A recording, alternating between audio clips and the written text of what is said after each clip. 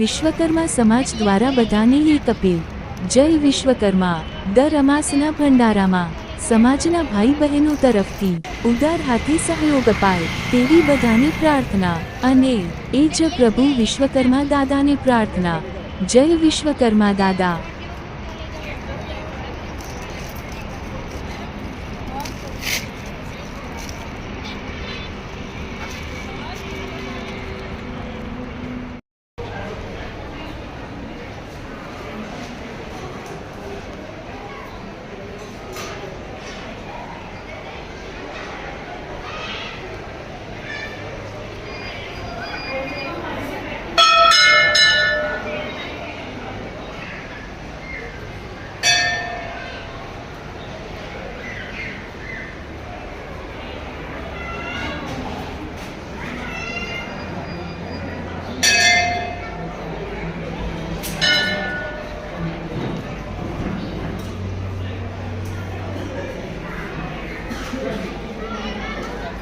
વિશ્વકર્મા સમાજ દ્વારા બધાને એક અપીલ।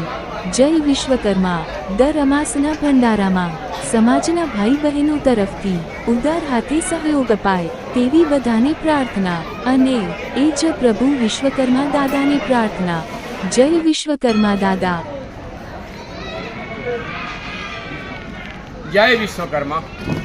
વિશ્વકર્મા ધામ કોર એટલે કે સમસ્ત મધ્ય ગુજરાતનું ભગવાન વિશ્વકર્મા દાદાનું એક ભવ્ય મંદિર।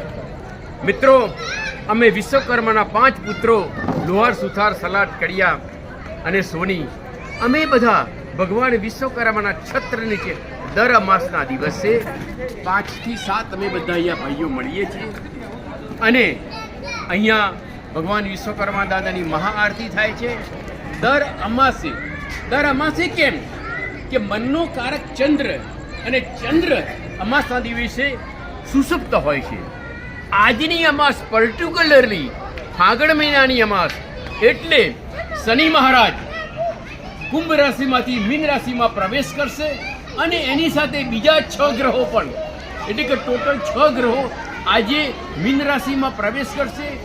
આજની અમાસ એક દ્રષ્ટિએ જોવા જઈએ તો અતિશય મહત્વની છે અને આજની અમાસના દિવસે તમારા મનનો કારક ચંદ્ર અતિ બળવાન કરી શકાય જો તમારી આરાધના, ઉપાસના અને સાધનામાં જો તમારું પૂરેપૂરું યોગદાન હોય તો। એમ કહેવાય છે કે જગત, જીવન અને જગદીશ્વર, જગતનું જ્ઞાન, જગત જે દેખાય છે એનું જ્ઞાન હોવું જોઈએ। જગતની અંદર એક જીવન ધબકે છે જે દેખાતું નથી પણ અનુભવાય છે, એ જીવનનું વિજ્ઞાન। જગત અને જીવનને ચલાવનાર એક મહાશક્તિ જે નિરાકાર છે પણ સાકાર સ્વરૂપે અવતરી છે એ જગદીશ્વર ભગવાન વિશ્વકર્મા જગતની અંતા સૃષ્ટિમાં સર્જન, સૌંદર્ય અને સમૃદ્ધિ જેને આપી એવા ભગવાન વિશ્વકર્માના છત્ર નીચે અમે સમસ્ત વિશ્વકર્મા બંધુઓ અહીંયા ભેગા થઈએ છીએ। અહીંયા કોઈ જ્ઞાતિવાદ નથી, ભાષાવાદ નથી, પ્રવેશવાદ નથી। જે પણ આ ભગવાન દાદા વિશ્વકર્માની અંદર જેને શ્રદ્ધા છે, જેને ભક્તિ છે, સમસ્ત સનાતન હિન્દુ ધર્મનો કોઈ પણ વ્યક્તિ જેને સનાતન ધર્મની અંદર શ્રદ્ધા છે, જે દેવતુલ્ય ભારતીય સંસ્કૃતિની જે ઉપાસના કરે છે એવા સર્વે ઉપાસકો માટે આ વિશ્વકર્મા મંદિરના દરવાજા હંમેશા ખુલ્લા છે। મને કહેતા ખૂબ આનંદ થાય છે। આજની અમાસ દેખો મિત્ર, એક બીજી વાત કહું, અમારી દર અમાસ લોકો દ્વારા ચલાવાય છે, લોકો દ્વારા લોકોના ભાવથી ચાલતી આ સંસ્થા છે અને દાતાઓના એનાથી બધું ચાલે છે।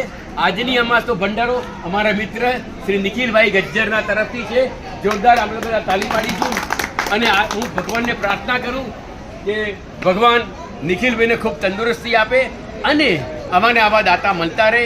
મિત્ર, આજે છેલ્લા 13 વર્ષથી તમને વાત કરું છું, દર અમાસે કંઈક લોકોને અનુભૂતિ અહીંયા થાય છે। ઘણા લોકોના કામ પણ સુધરી જાય છે। એ તો દરેકની શ્રદ્ધા છે અને એમ કહેવાય છે શ્રદ્ધા અધીન દેવ। જો તમારી શ્રદ્ધાની ફ્રીક્વન્સી જેટલી વધારે હોય એટલું દેવત્વનું અવતરણ થાય। ભારતીય સંસ્કૃતિની અંદર મંદિર કહ્યું છે, મંદિર મનુષ્ય દ્વાર ઉદ્ઘાટિત ઇતિ મંદિર, મનુષ્ય વૃત્તિ લયતી ઇતિ મંદિર।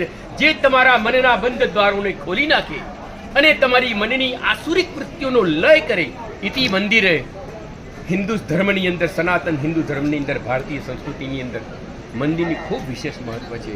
અને આજના ઝડપથી બદલાતા સામાજિક સમીકરણો અને મહત્વાકાંક્ષાની દોડની અંદર જો બધા સમાજના લોકો અમાસ હોય કે પૂર્ણિમાના દિવસે જો એક છત્ર નીચે ભેગા થશે તો હું માનું છું કે આપણે રાષ્ટ્રની જ સેવા કરીએ છીએ. છેલ્લે મારી વાણીને વિરામ આપતા કહી દઉં, આરોગ્ય પરમ લાભ, સંતોષ પરમ ધન, વિશ્વાસ પરમ મિત્ર, જન સેવા પરમ સુખ, રાષ્ટ્ર સેવા પરમ આનંદ. સુખની એક મર્યાદા છે, આનંદની કોઈ મર્યાદા નથી. અને એ આનંદ ભગવાન વિશ્વકર્માની સેવા કરતાં કરતાં ભારત માતાની હિન્દુ